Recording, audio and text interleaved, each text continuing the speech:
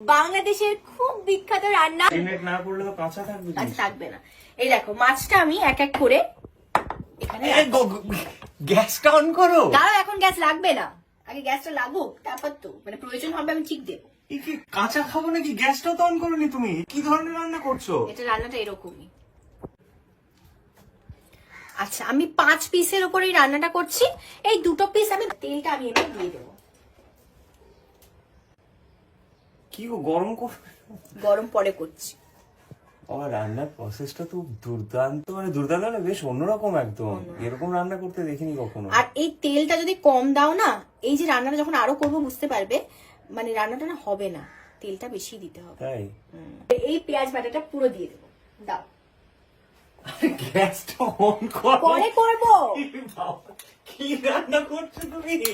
কাঁচা মাছ, কাঁচা তেল, পেঁয়াজ বাটা। কাঁচাই খাওয়াবো। এই যে আদা বাটাটা, এটা দেখো, এই যে চামচের সাইজটা দেখেছো, এই চামচের আমি 2 চামচ দেব।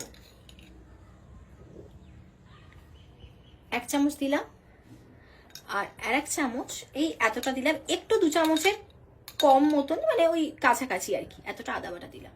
এই যে টমেটোটা, এখানে 3টে টমেটো এইভাবে কাটছি এই জন্য, কারণ রান্নাটা যখন হবে না একদম যদি ছোট করে কাটো তাহলে লাস্টে না টমেটোটা একদম মিশিয়ে যাবে। যদি টমেটোটা হালকা হালকা একটু বোঝা যায়, রান্নায় খুব ভালো লাগে, রান্নায় দেখতেও খুব সুন্দর লাগে। সেই জন্য টমেটোটা আমি একটু লম্বা করে কেটেছি। টমেটোটা দিয়ে দিচ্ছি। দেখো কি সুন্দর কালারটা লাগছে, রান্নার পরেও কিন্তু আমরা একটা কালার পাবো সুন্দর। এবার পালা হচ্ছে হলুদের। এই সেম চামচের মাপের এতটা দিচ্ছি প্রথমে, কারণ আগে মাছে কিন্তু কোনো হলুদই পড়েনি, এই প্রথম হলুদ পড়লো। আর এই এতটা মতো দিচ্ছি। এটা হচ্ছে ঝাল লঙ্কার গুঁড়ো। এই রান্নাটা বলেইছি খুব ঝাল হবে। এ দেখো এতটা লঙ্কা গুঁড়ো, এটা বেশ ঝাল হবে সেই জন্য।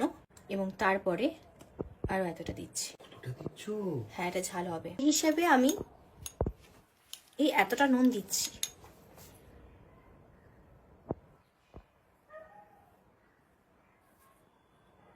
এবার যে জিনিসটা দিচ্ছি, এটা হয়তো তোমরা অনেকেই দাও না, মানে বিশেষ করে আমার বাংলাদেশের বন্ধুরা হয়তো বলবে চিনি কেন দিল।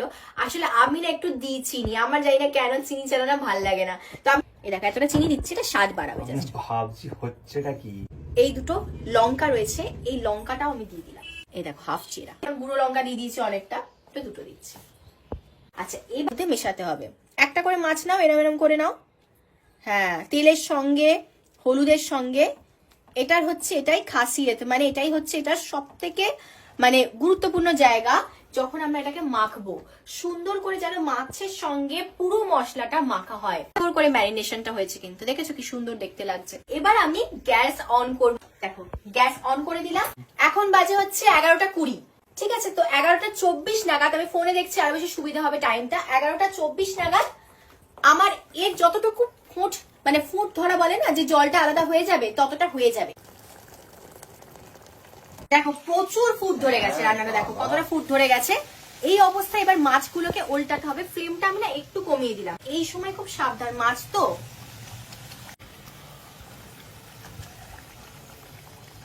মাছগুলো বেশ নরম না? মাছ তো সবসময়, মাছ মানে নরম, দেখেছো? খুব সাবধান। আচ্ছা, আমি কিন্তু রসুন দিইনি, হ্যাঁ এটা বলে রাখলাম। অনেকে হয়তো বলবে রসুন কেন দিলাম না, এই রান্নাটা রসুনের দরকার হয় না, আমি দিইনি। তো এবারে ফ্লেমটা দেখো একদম কম করা রয়েছে, হাফেরও মানে মিডিয়ামেরও কম করা ফ্লেম রয়েছে। এই অবস্থায় আমি ঢাকা দিয়ে দেবো। এবং বাজে 11টা 25। 11টা 25 তো 8 ঘন্টা রাখবো এই মাছটা, তাতেই কিন্তু এই মাছটা কুক হয়ে যাবে, পুরো হয়ে যাবে।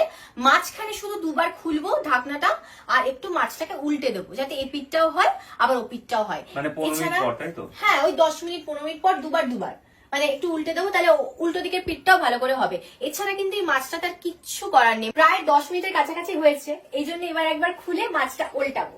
দেখো কতটা হয়েছে।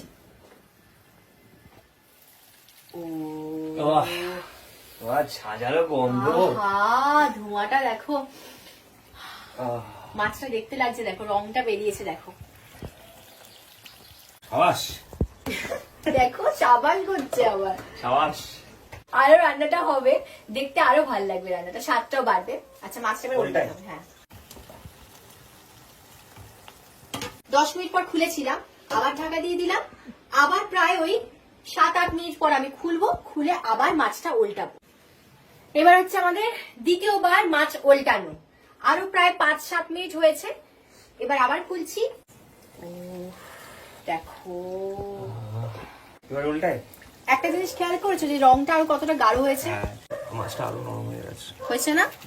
এই যে কুক হচ্ছে না আস্তে আস্তে। ও বাবা রে, সাবধানে।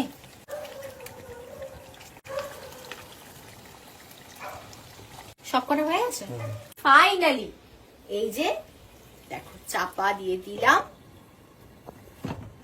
রান্না অলমোস্ট কমপ্লিট, 90% হয়ে গেছে। 90% হয়ে গেছে। এবার এই যে ঢাকা দিয়ে দিলাম, এরপর প্রায় 10 মিনিট মতন আমরা ঘড়ি দেখে খুলবো, যাতে আধ ঘন্টাটা পুরো কমপ্লিট হয়।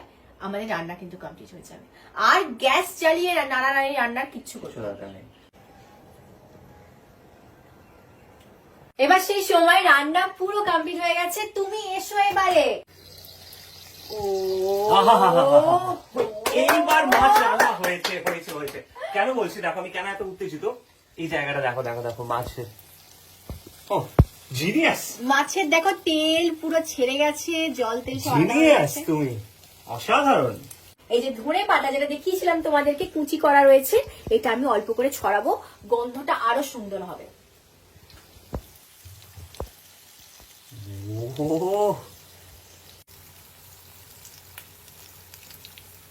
গ্যাস অফ করে দিয়েছি, রান্না আমার পুরোপুরি কমপ্লিট। এবার আমি গ্রেভি দিয়ে বরকে খাইয়ে দেওয়ার মজাই আলাদা। কেমন হয়েছে? পজ দিও না। দাঁড়াও, খুব ভালো। গ্রেভিটা একটু দাও, গ্রেভিটা একটু দিয়ে দাও, অসাধারণ। কি মাছে দাও, একটু গ্রেভি দাও। তার মাছি ছাড়া ওই বাঁচতে করে, হ্যাঁ দাও, ওটা দাও। আর কাটার জন্য ভয় করে আমার। না না, এটা তো অত কাটা থাকবে না। আহা, কেমন হয়েছে দেখছো